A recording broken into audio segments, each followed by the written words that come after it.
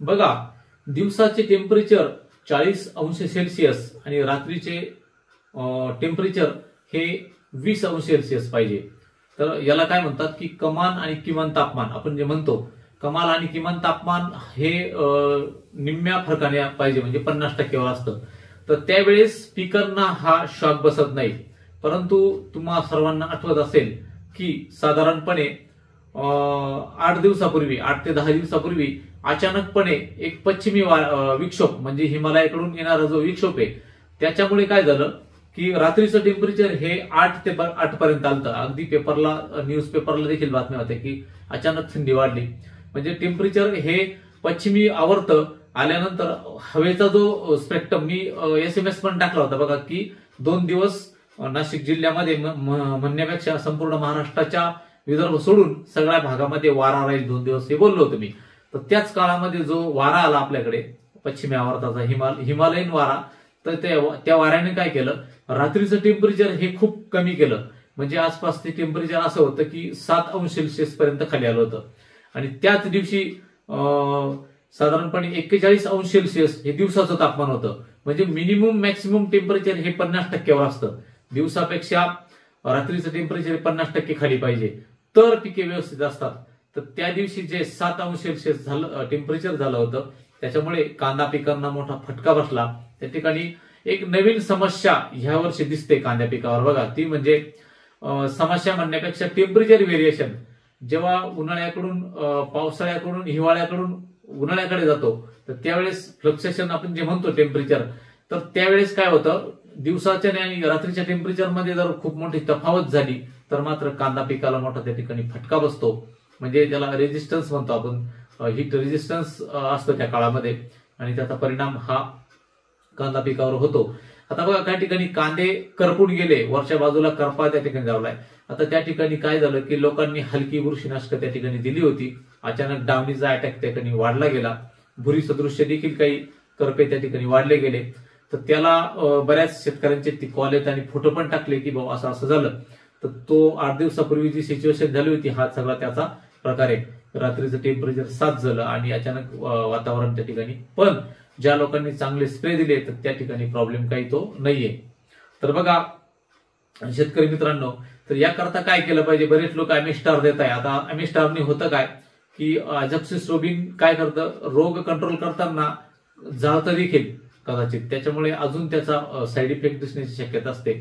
म्हणून शक्यतो या करप्यावरती जर द्यायचं असेल तुम्हाला, तर ते अमिस्टार न देता त्या ठिकाणी कॅब्रिओ टॉप घ्या, 200 ला 400 ग्रॅम कॅब्रिओ टॉप घ्या त्याच्यामध्ये, आणि त्याच्यामध्ये 15 ते 20 मिली टिल्ट घ्या, 15 ते 20 मिली कल्टार घ्या।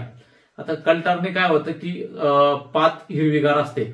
आता का दिलं ते, तर ज्या ठिकाणी काही मित्रांनी असे कॉल केले, भाऊ ज्या ठिकाणी कल्टार गेलंय त्या ठिकाणी कांद्याची पात चांगली आहे, पण ज्या ठिकाणी कल्टार नाही गेला त्या ठिकाणी पात जळाली। आता मी कालच्या परवाच्या व्हिडिओत बोललो की कल्टार हे टोमॅटोच्या रोपांना नको, पण ज्या पिकाला चालतं त्या ठिकाणी वापरलं पाहिजे। टोमॅटोच्या रोपांना जर वापरलं तर काय परिणाम होतो तुम्हाला माहिती आहे। आता कमीत कमी बघा, कांद्याला त्याच्यामध्ये कॅब्रिओ टॉप मध्ये एक तर कल्टार हे थोडं बुरशीनाशक देखील काम करते, बुरशीनाशकच आहे ऑलरेडी, पण वाढरोधक पण काम करतं ते, तो एक भाग आहे। त्या ठिकाणी एक तर मेरिओनचा स्प्रे घ्या, प्लेन मेरिओन घ्या, त्या ठिकाणी कीटकनाशक घेऊ शकता, तो भाग। आणि त्याच्यानंतर जर कांद्यावरती जर तुम्हाला द्यायचं असेल तर कॅब्रिओ टॉपचा स्प्रे घ्या, चांगला कंट्रोल त्या ठिकाणी तुम्हाला भेटेल। आणि काही ठिकाणी बघा, आता कांदे थोडंसं, एकतर कांदे ह्या वर्षी काय झालं की कांद्याचे रोप खराब झाले, त्यामुळे शेतकऱ्यांनी अगदी उशिरा रोप टाकले, आणि ऑलरेडी ह्या महिन्यात सिच्युएशन आज कांदे काढण्याची पाहिजे, त्या ठिकाणी कांदे 60-50 दिवसाचे कांदे, त्याच्यामुळे प्रॉब्लेम येणारच। कारण कांदे पिकाला थंडीच पाहिजे, आणि एवढं टेम्परेचर काही कांदे पिकाला सहन होत नाही। आणि फ्लक्च्युएशन जर झालं, रात्रीचं तापमान कमी दिवसाचं अधिक, त्यावेळेस कांद्याची पात अशा प्रकारे जळते, हा त्या ठिकाणी भाग असतो। त्याच काळात जर कदाचित बुरशीनाशक जर कमी दर्जाचे गेले असेल तर ते अजून त्याचा अटॅक त्या ठिकाणी दिसतो। म्हणजे हा डावणी सदृश्य करपा आहे, हा लक्षात घ्या। त्याच्यामुळे नियंत्रण करताना कॅब्रिओ टॉप घ्या किंवा मेरिओनचा स्प्रे त्या ठिकाणी घ्या। आणि ज्या ठिकाणी कांदे थोडे हलके दिसत आहेत त्या ठिकाणी परत तुम्ही 50-60 दिवसाचे कांदे जर असेल तर त्या ठिकाणी 200 लिटरला, जर कांद्याची उंची कमी असेल, कांदे हलके असेल, पिवळे पडले असेल, 200 लिटर पाण्याला त्या ठिकाणी सीपीपीयू कुठल्याही कंपनीचं घ्या ते, आणि साध्या कंपनीचं घ्या. अगदी 2-3 हजार रुपये लिटर घेण्याची गरज नाहीये. साध्या घ्या, त्याच्यामध्ये सीपीपीयू अगदी 600-700 रुपये 500 लिटरचं असलं तरी चालेल. ते 500 मिली 200 लिटरला 500 मिली सीपीपीयू घ्या.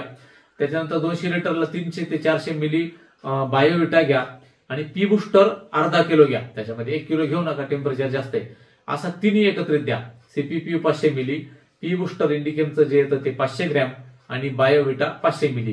कारण बायोविटामध्ये सीविड एक्स्ट्रॅक्ट आहे, त्यामुळे उष्णतेपासून ते सीविड संरक्षण करेल आणि काळोखीवर पण कांदे येतील, मानी पण होतील, असा तो त्या ठिकाणी स्प्रे घ्या. आणि बघा, ज्या ठिकाणी करपा आला असेल, मला बऱ्याच शेतकरी वर्गांनी फोटो पाठवले, तर ते सगळं 8 दिवसापूर्वीचा परिणाम आहे हा सगळा. आणि हा झाला कांद्याच्या संदर्भात. आता ज्या ठिकाणी डोंगळे असतील, तर डोंगळ्याला पुढं वातावरण तर स्वच्छच आहे, पण थोडंफार ढगाळ वातावरण होत असतं. तर ढगाळ वातावरणाकरता काय करा की कांद्यावर संध्याकाळच्या वेळेस शिकार पंपाला 10 मिली मेरिओन घ्या, आणि त्याच्यामध्ये 5 मिली प्लॅनोफिक्स, म्हणजे नॅफ्थलिक ऍसिटिक ऍसिड जे बाहेरचं येतं प्लॅनोफिक्स, ते 5 मिली प्लॅनोफिक्स घ्या, आणि त्याच्यामध्ये 10 मिली मेरिओन घ्या, आणि गच्च स्प्रे त्या डोंगळ्यावरती द्या. त्याच्यामध्ये कीटकनाशक घेण्याची काही गरज नाही. जर त्या कांद्याच्या दांड्यावरती जर डावणीचा अटॅक झाला, भुरीचा अटॅक झाला, तर कदाचित दांडे फुली पडू शकते. म्हणून त्या ठिकाणी संध्याकाळच्या वेळेस प्लॅनोफिक्स हे सेटिंग करतं लवकर. 5 मिली शिकार पंपाला मोजून घ्या, 5च्या पुढे घेऊ नका, फार तर फार 7 मिली पर्यंत घ्या शिकार पंप 20 लिटरच्या, आणि 20 लिटरच्या पंपाला 10 मिली मेरिओन घ्या, आणि व्यवस्थित वाफ्याच्या दांडाने चालून व्यवस्थित दोन्ही बाजूला स्प्रे करा. म्हणजे दांड्यावरचा डावणी आणि भुरी त्या ठिकाणी येत नाही. तर डोंगळ्याची ही काळजी त्या ठिकाणी तुम्ही घ्या. आज हाच संदेश करता दिला की अनेक लोकांनी मला फोटो टाकले कांद्याचे, अशा प्रॉब्लेम त्या ठिकाणी होत आहे, कशामुळे झाला ते देखील सांगितलं, आणि त्याच्यावर नियंत्रण काय करायचं हे देखील सांगितलं. धन्यवाद.